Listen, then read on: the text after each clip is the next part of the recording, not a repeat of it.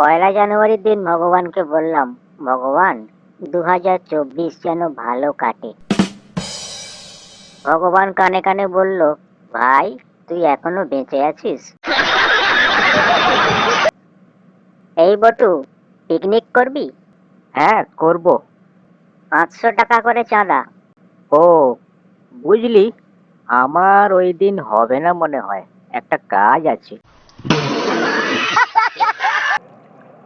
Sir, আসামিকে ধরতেই হবে।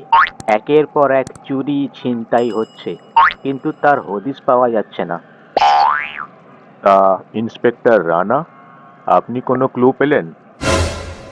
আসলে স্যার, আমি যখন ওই ঘরটায় ঢুকলাম, তখন পাশের দেওয়ালের ভিতর দিয়ে পুক করে কি যেন একটা আওয়াজ পেলাম। এর মানে বুঝতে পারছেন? না স্যার। এর মানে আসামি আগের দিন রাত্রে মূলোর তরকারি খেয়েছিল, আর চাপ সহ্য করতে না পেরে পুক করে মিস কল দিয়ে ফেলেছে। চলুন, আসামি ওখানেই লুকিয়ে আছে। ঘরটা আরেকবার সার্চ করতে হবে। এই নিয়ে 3বার ড্রাইভিং লাইসেন্সের জন্য পরীক্ষা দিচ্ছি, এবার তো পাশ করা উচিত।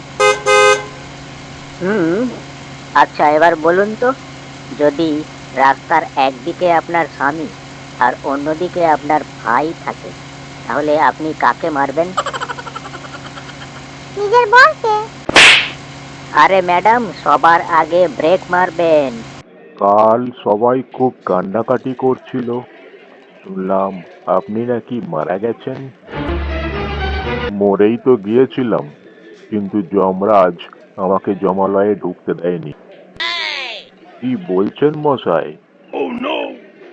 হ্যাঁ, ঠিকই বলছি। আধার কার্ডের সাথে ডেথ সার্টিফিকেটের লিংক করানো হয়নি, তাই। চলার পথে সঙ্গী খুব দরকার, কারণ টোটোওয়ালা একা নিয়ে যেতে চায় না, নিয়ে গেলেও ভাড়া বেশি চায়। বাঁশ দেওয়ার পর আবার বাঁশ ফেরত কারা নেয় জানেন? ডেকোরেটরের লোকজন।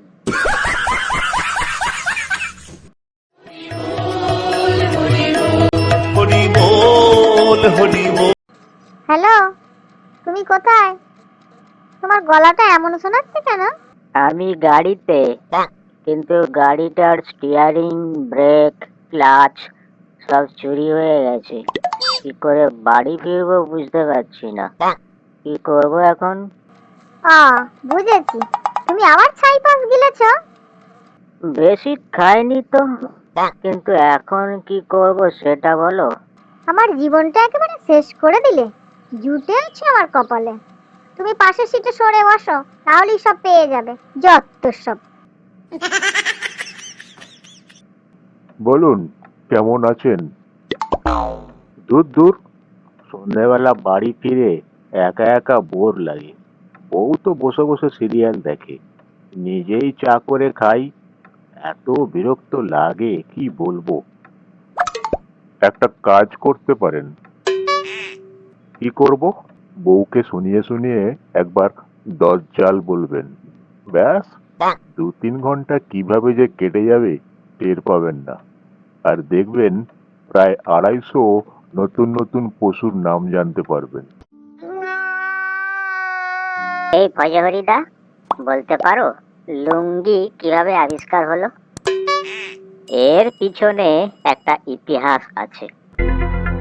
সেটা কি, শোন তবে বলি। এক রাজা রাজদরবারে মন্ত্রীদের সাথে মিটিং করছিলেন। হঠাৎ রাজার খুব জোরে টয়লেট পেল। তো তিনি মন্ত্রীদের বললেন যে আপনারা 2 মিনিট ওয়েট করুন, আমি 5 মিনিটে আসছি, বলে টয়লেটে গেলেন। ওদিকে রাজার পাজামার গিট খুলছিল না, পেঁচিয়ে গেছিল, ফলে পাজামাতেই করে ফেললেন। তো টয়লেট থেকে তিনি বেরোতে পারছিলেন না। পরে তিনি দর্জিকে ডেকে বলেন যে এমন একটা পাজামা বানাতে হবে যাতে গিট পেঁচিয়ে গেলেও সমস্যা না হয়। তারপর সেই দর্জি অনেক চিন্তা ভাবনা করে একটি পাজামার মডেল আবিষ্কার করলো। সেটাই হলো লুঙ্গি। জীবনে অনেক কিছু ধরে রাখতে পারলেও সেফটি পিন আর কালো ক্লিপ ধরে রাখা খুব মুশকিল, হারাবেই। তুই রামবাবুর ছেলে তো? হ্যাঁ। ও মা, কত বড় হয়ে গেছিস, চেনাই যাচ্ছে না। তো তাহলে চিনলেন কি করে? বুঝলি, আমি সিদ্ধান্ত নিয়েছি রাতুলকে বিয়ে করব না। সে কি রে, 5 বছর ধরে প্রেম করলি আর এখন বিয়ে করবি না কেন? জানিস রাতুল একেবারে নাস্তিক। ও নাস্তিক তাতে তোর কি? তুই তো নাস্তিক নয়। আরে ও বিশ্বাসই করে না যে নরক আছে। ঘাবড়াচ্ছিস কেন? বিয়েটা হতে দে, কয়েকদিনের মধ্যেই বাচ্চাদান বুঝে যাবে যে নরক সত্যিই আছে।